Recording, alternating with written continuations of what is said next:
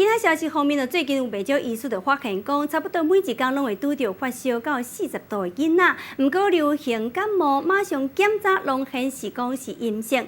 原来是人伫咧讲的这个小九鸡的这腺病毒伫咧渐渐侵权。除了发烧以外，腺病毒甲流行感冒病毒无共款哦，也佫会出现着结膜炎，也佫有肠仔炎等等的这种症头。根据着疾管署的这监测资料，伫咧顶礼拜呢，社区呼吸道病毒当中，腺病毒检查出来几率。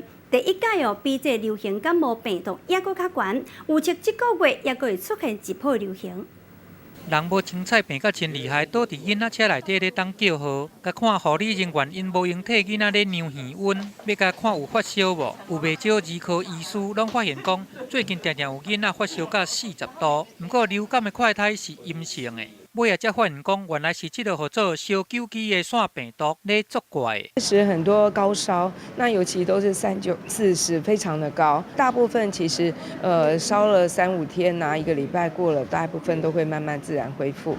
那有的时候后续要小心2度细菌感染，比如说中耳炎、鼻窦炎。根据疾管署的监测资料，国内顶礼拜每诊类流感就诊的人次有69396人次，比流行值较低。因若伫社区呼吸道病毒内底，流感伊是占35%，颠倒是这个腺病毒，伊逼到有40%5%。这嘛是今年头摆来超过流感病毒。若是以着流感来讲，上主要病症是胸发烧甲真悬，规分数会酸痛，人会野仙，嘛较会生腮火并发症。因若是讲去互家嫂拍骹像喷喙烂，来挖着腺病毒，安尼就会刷咧一礼拜拢发烧到40度，还佫会合并结膜炎、胃肠炎这类病症。到目前，还佫无特效药，也是讲疫苗通来治疗。过去的比例都是大概在15%啊、17%，就是低于20%哈。不过呢，这是首次变成40.5%，而且上升的蛮快的哈。11月可能会有一个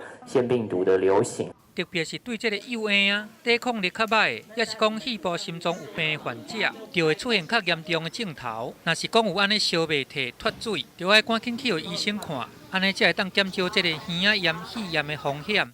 记者综合报道。